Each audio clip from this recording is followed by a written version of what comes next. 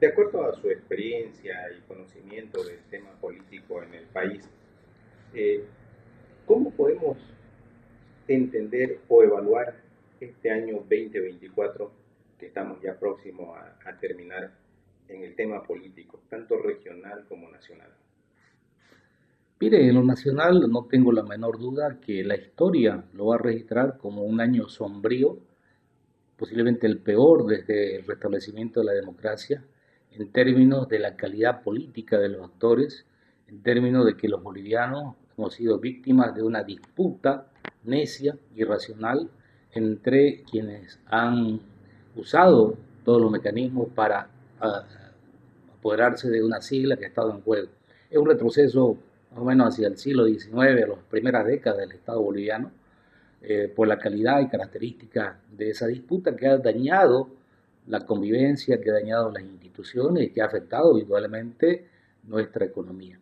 Entonces, el año 2024 tiene muy pocas cosas positivas, creo que en realidad ninguna en términos políticos, institucionales, porque lo que podría haber salvado incluso era el censo, pero el censo ha generado más dudas que certeza, con resultados preliminares que no condicen con la realidad, por ejemplo, de la región oriental y de otras regiones del país.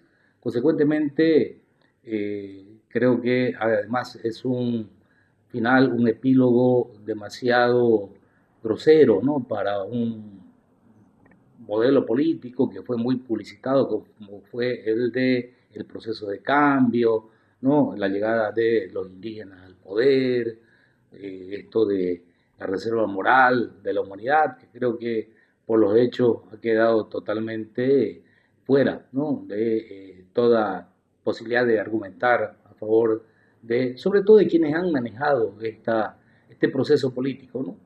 Que creo que son los que finalmente se embriagaron de poder y dañaron, vuelvo a repetir, al Estado, e insisto, ¿no? La historia va a registrar como un año funesto, como un año tétrico en términos políticos. Los liderazgos de diferentes agrupaciones políticas, partidos, eh, ¿se los ha logrado debilitar? ¿O es que han preferido simplemente mirar cómo el denominado partido más grande de la historia ha ido carcomiéndose de a poco, digamos? Hay un poco de todo, ¿no? Durante muchos años el movimiento socialismo fue muy duro, ¿no? Fue autoritario con quienes tenían voces contrarias, incluso contra los propios disidentes internos del MAS, ¿no? Yo recuerdo, por dar un nombre, Rebeca Delgado, este señor Puente, que fue viceministro, que terminaron siendo críticos, pero fueron finalmente orillados o excluidos, ¿no? Del interior del movimiento socialismo. Y esa situación, ¿no? De ese autoritarismo provocó un debilitamiento de las instituciones, pero no justifica tampoco eso, el hecho de que no hubieran cumplido con su rol. En realidad, en la época más dura es cuando pueden nacer nuevas propuestas, ¿no? Pueden nacer nuevos liderazgos. Y no hemos visto eso. Si ese es el drama de Bolivia, entrando ya al año 2025, ¿no? Que va a ser el año además histórico del Bicentenario, que vamos a llegar sin ninguna propuesta política, ¿no? De reconstrucción o por lo menos de poder mirar el futuro a mediano y corto plazo con cierta certidumbre. No hay propuesta política para resolver el problema económico, el problema institucional, el problema de la justicia, el problema de la educación en Bolivia. Entonces, estamos en un verdadero vacío, ¿no? Hay un hueco muy grande que no ha sido llenado y que necesita de manera urgente que se convierta en una propuesta. Incluso yo soy muy crítico, ¿no? A esas posiciones, ¿no? Esas voces facilistas que dicen que van a resolver la economía en 100 días, que en 10 días van a aparecer los dólares. Eso me parece también jugar con las expectativas del pueblo boliviano. Creo que la política debe ser mucho más seria, debe trabajar sobre instituciones y con miradas de largo plazo, ¿no? Y de una vez, por ejemplo, ya que se ha confirmado, hemos constatado nuevamente los bolivianos de que la economía basada en materias primas es siempre de corto plazo y luego nos deja en peores condiciones, deberíamos a través de la política ver cómo vamos a resolver el futuro económico del país. Que estoy seguro que no va a depender ya de materias primas, ¿no? Porque todos están hablando de litio, ¿no? Una persona también desde afuera con una billetera muy gorda como el señor Claure ahora habla y se focaliza en el litio. Yo creo que en Bolivia tenemos que hablar ya de una economía que dependa más, ¿no? Del valor agregado, de la producción de alimentos, del turismo, del conocimiento, de la generación de ciertos productos, ¿no? Que se pueden generar y que se los pueden ofrecer al mercado internacional. Pero el gas, el litio, la plata, el estaño, siempre han generado periodos de bonanza donde hemos creído que tocábamos el cielo o la luna y luego nos encontramos con una realidad como la actual, ¿no? Donde finalmente no sabemos qué hacer para tener por lo menos una mínima cantidad de dólares en el Banco Central, que la economía se dinamice y que no se venga la catástrofe económica como puede ocurrir en Bolivia en los próximos meses. No se logra entender, doctor, o no se logra entender que la economía va agarrada de la mano de la política o viceversa, digamos, en este caso, para poder mantener tranquilo al pueblo, darle estabilidad. Es increíble, ¿no? Ese es el drama de Bolivia, ¿no? 200 años después seguimos dependiendo de caudillos, ¿no? No hay instituciones políticas, por lo tanto, al no haber instituciones, es decir, organizaciones políticas sólidas, con principios claros, con programas de gobierno que se vayan actualizando de acuerdo a las épocas, con renovación de líderes, ¿no? Con verdadero debate político, no existe. Por lo tanto, eso va al calor del momento, ¿no? De la egolatría de algún caudillo que aparece, como Evo Morales, como Luis Fernando Camacho, y creemos que eso va a resolver los problemas del país. Y hoy estamos esperando lo mismo. Mire ustedes, no hay partidos políticos. El 2025 nos va a encontrar en unas elecciones que son tremendamente importantes, pero no hay partido político. El MAS nunca fue una verdadera organización política en los términos que suelen ocurrir en los países donde hay democracia sólida, con rotación política. Pero en la oposición es también una lágrima todo lo que ocurre, ¿no? O sea, es más TikTok, ¿no? Es más mensajes demagógicos, buscando el caudillo, y no se está trabajando en una organización política alternativa, democrática, que reconozca nuestra realidad, que mire a la Bolivia de manera integral, no la mire solamente desde un ángulo, que es otro de los pecados que existe en la política boliviana. Por lo tanto, se abandona la economía a las coyunturas, ¿no? De cada momento y no se aborda la economía, la productividad, la generación de conocimiento, la educación, la transformación del ser humano boliviano como un elemento central que debe estar acompañado de decisiones cabalmente políticas, ¿no? Quiero cerrar esto, caramba, deberíamos inspirarnos en un país que está cerca de nosotros, ¿no? Que es Uruguay, ¿no? Un país realmente de una calidad política y de una estabilidad económica también que generan bastante envidia, pero que estamos muy lejos, porque lo que aquí tenemos todavía son caudillos, ¿no? Que creen que porque dieron un discurso o porque eh, tienen cierto carisma, pueden ser los portadores de las decisiones más importantes de los bolivianos. ¿Cuánto juega la gobernabilidad para que el Ejecutivo pueda tomar decisiones, en este caso, doctor? Depende cómo se entienda la gobernabilidad, que es una buena pregunta, ¿no? Muchos creen que la gobernabilidad es sacar una determinada votación en las elecciones. Y la gobernabilidad es algo mucho más amplio, se construye todos los días, ¿no? Todos los días hay que tejer acuerdos, todos los días hay que sintonizarse con la realidad, todos los días hay que buscar cómo se generan cambios, ¿no? Se pueden desarrollar nuevos acuerdos. Entonces la gobernabilidad es un concepto muy dinámico, muy amplio, en el que hay que tener además mucha apertura, hay que tener grandeza, hay que hacer renunciamientos, pero repito, igual la gobernabilidad en Bolivia, en las alcaldías depende de una persona, en las gobernaciones depende de una persona, y a nivel nacional hemos estado también a expensas, ¿no es cierto?, de esa disputa necia entre dos actores políticos que han destruido su propia organización política y con ello además han generado un desastre en términos políticos, económicos e institucionales. Esto logró, vamos a llamarle así, dejar de lado u olvidar el trabajo que se tenía que hacer por el país, ¿no? Porque prácticamente esta pelea interna en el MAS ha copado todo el 2024, ¿no? Preelectoralmente, digamos. Increíble, ¿no? O sea, Bolivia se desconcentró de sus temas estratégicos, ¿no? Claves, y tuvo que mirar ¿no? Todo el tiempo una pelea, repito, ¿no? Necia, una pelea irracional, una disputa sin sentido por una organización política. Hemos tenido marchas, hemos tenido paros, toma de instituciones, muertos. O sea, realmente es algo aberrante, ¿no? Algo que no tendría que haber ocurrido en Bolivia luego de 42 años de democracia. Entonces, eh, el 2024 es un año realmente negro, ¿no? Un año sombrío y que ojalá no se repita, ¿no? Bolivia, lamentablemente, tenemos un poco el complejo de Sísifo, ¿no? Avanzamos hacia la cima y cuando estamos ya bastante cerca de llegar a la cima, otra vez tenemos que volver, ¿no? Al inicio, ¿no? A seguir empujando nuestras rocas que son cada vez más pesadas. En este caso, la representación democrática en el legislativo boliviano, ¿cómo, ¿cómo se puede analizar esta figura que han asumido estas personas que están ahí puestas por el voto, digamos? Un aplazo total y empecemos por Santa Cruz, ¿no? Yo creo que si hay algo de verdad que deberíamos censurar es que la brigada parlamentaria hubiese estado cerrada, no sé si está abierta ahora, ¿no? Durante todo el año 2023 y 2024.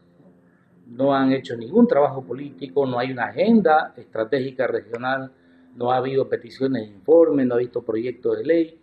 Lo que yo he visto al final, ¿no? Es figuretismo, bellaquería de un personaje que estuvo ahí, y eso es la degradación también de la política, ¿no? Claro, en pequeño, porque lo hemos visto a nivel local, ¿no? Departamental. Entonces, y si lo miramos a nivel nacional, también, ¿no? Es una verdadera vergüenza porque la Asamblea Legislativa, primero que nada, deberían devolver de verdad su sueldo, ¿no? Deberían devolver sus viáticos, lo que generan de gasto para el Estado.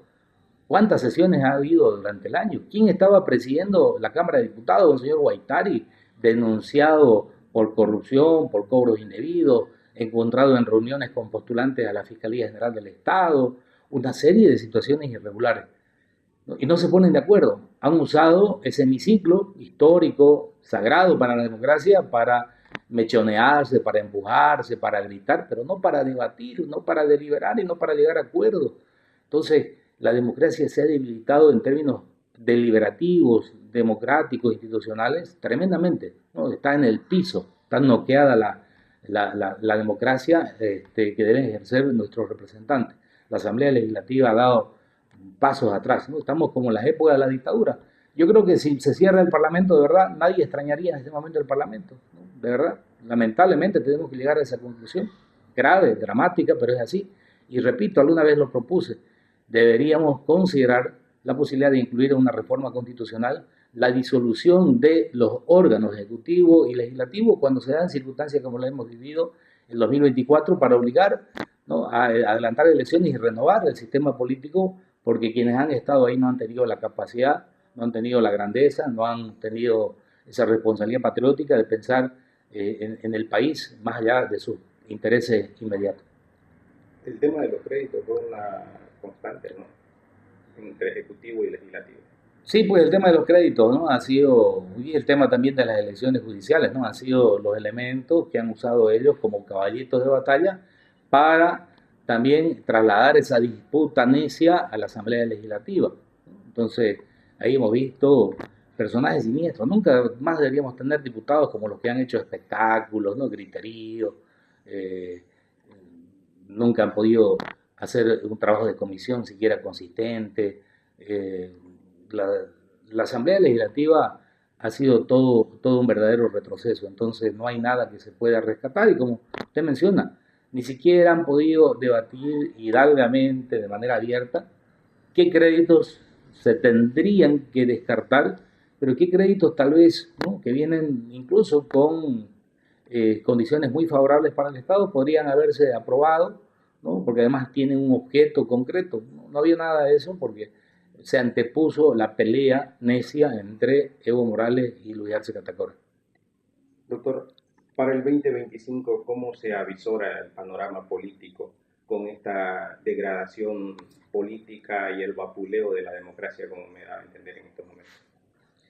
Mire, nunca uno, pues, cuando va a comenzar el año, quiere empezarlo mal, ¿no? Siempre quisiera empezar con algo de expectativas y esperanza, pero yo particularmente creo que es el momento de pisar la realidad y saber de que va a ser muy duro, ¿no? El año 2025, y no solamente por la economía, ¿no? Que se muestra señales muy muy negativas, sino por lo político, ¿no? Porque no hay, lo que yo le decía, no hay una propuesta alternativa, no hay un proyecto de país, no hay ideas consistentes para resolver el problema económico, el problema de las instituciones, el problema de la educación, el problema que nos ha agobiado y nos sigue agobiando de la dependencia de las materias primas. Entonces, no hay una propuesta de país.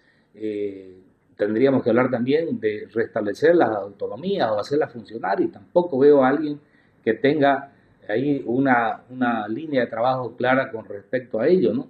Pese que hay elementos interesantes que han surgido por el trabajo que hizo el Comité Cívico, como para rescatar esas autonomías y ponerlas al servicio de los departamentos, de los municipios, pero bueno, la política está en su fase precarnavalera, ¿no? Están todos vestidos de payaso, de pepino, ¿no? De Reyes Magos, de Alibaba, etcétera. Y entonces yo veo ¿no?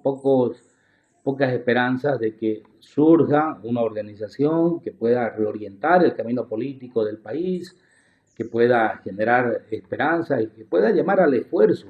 Yo creo que parte de la política es también hacer un sinceramiento, y que ese sinceramiento tiene que pasar porque los bolivianos vamos a tener que entrar a un periodo de esfuerzo, ¿no? Donde tendremos que sacrificar un cierto tiempo para poder pasar de un momento a otro, y ese momento a otro puede ser definitivamente dejar de depender de las materias primas y orientar nuestros esfuerzos hacia la productividad, ¿no? Primer elemento. Luego al valor agregado, a la educación, a la generación de conocimiento. Y creo que eso nadie lo quiere decir porque obviamente creen que eso políticamente puede no ser rentable. Yo creo que lo contrario, si bien dicho, puede ser más bien algo que genere un compromiso hasta cívico de todos los bolivianos. Para concluir, doctor, hay un conformismo, lo entendemos así o lo vemos así, en los tres niveles de gobierno, tanto el gobierno central, las gobernaciones, las alcaldías, hacemos lo que podemos y no podemos más, digamos, en las condiciones en las que estamos. Se conformaron, se apaciguaron, digamos así. Sí, hay una letanía, ¿no? Hay una letanía y de paso en instituciones como el gobierno municipal de Santa Cruz, afectados por las malas decisiones, por la falta de planificación, por la corrupción, que es muy evidente, por la improvisación. Entonces, bueno, llega a un punto muerto donde ya no van a poder hacer nada, ¿no? Y creo que más bien la avalancha a muchos se los puede llevar el año 2025, ¿no? Como ya estamos viendo, ¿no? El caso específico del gobierno municipal de Santa Cruz, yo creo que don Johnny Fernández ya la tiene el agua por encima de la nariz, ¿no? No sé cómo irá a hacer para pasar el año 2025. Y otras instancias, como usted dice, están ahí, ¿no? Creo que con justo derecho, sí, por lo menos me ha gustado mucho que los gobernadores se reúnan, que conformen ese consejo y que comiencen a exigir, ¿no? Al Estado que les devuelva algunos recursos que han estado ellos gastando y que no estaban dentro del marco legal, el prediario de las cárceles, por ejemplo, ¿no? Para citar un solo ejemplo. Entonces creo que es hora también, de verdad, de que los 9 departamentos, los 339 municipios, exijan una verdadera autonomía, y eso implica una mejor distribución de los recursos económicos, y por supuesto luego tendremos que exigirle resultados, y esos resultados tienen que ir por el marco de la planificación. Todo municipio como el de Santa Cruz debería tener su carta orgánica. Es realmente vergonzoso ver cómo un municipio como el de Santa Cruz no ha ejercido su primer competencia establecida en el artículo 342 de la Constitución, que es elaborar su carta orgánica. Es decir, no se ha mirado ni siquiera a Santa Cruz al espejo para ver qué necesita, puede definir su desarrollo, qué decisiones debe tomar, a qué le debe, eh, poner recursos económicos para tener resultados. Entonces, aquí se trabaja al tanteo, de acuerdo al olfato, a los intereses, ¿no? Del momento. Y por eso que nos va como nos está yendo. Un 2025 y esto para terminar, para poder pisar blandito, como se dice, doctor. hay que caminar, ¿verdad? Hay que caminar midiendo cada paso, ¿no? Hay que también serenarse, por supuesto, pero exigir, ¿no? Quienes tienen responsabilidad en esto, y todos nosotros tenemos que hacer cuerpo común, ¿no? Para que cambie el año 2025. Habrá que buscar la mejor forma de hacerlo. También está claro que los bloqueos no llevan a nada, está claro de que quienes toman la decisión no escuchan a la población, entonces habrá que buscar las formas de que quienes van a participar en las elecciones del próximo año de verdad tengan un mandato y lo puedan cumplir. Bueno, de todas maneras, siempre como dije en algún momento, las esperanzas están, ¿no?, a flor de piel de que las cosas puedan cambiar, porque Bolivia finalmente es un país inmenso, con capital humano, con riqueza, con juventud, debería tener otro futuro. Veremos a ver qué sucede. Ojalá que podamos el próximo año tener un mejor humor, ¿no?, del que tenemos actualmente.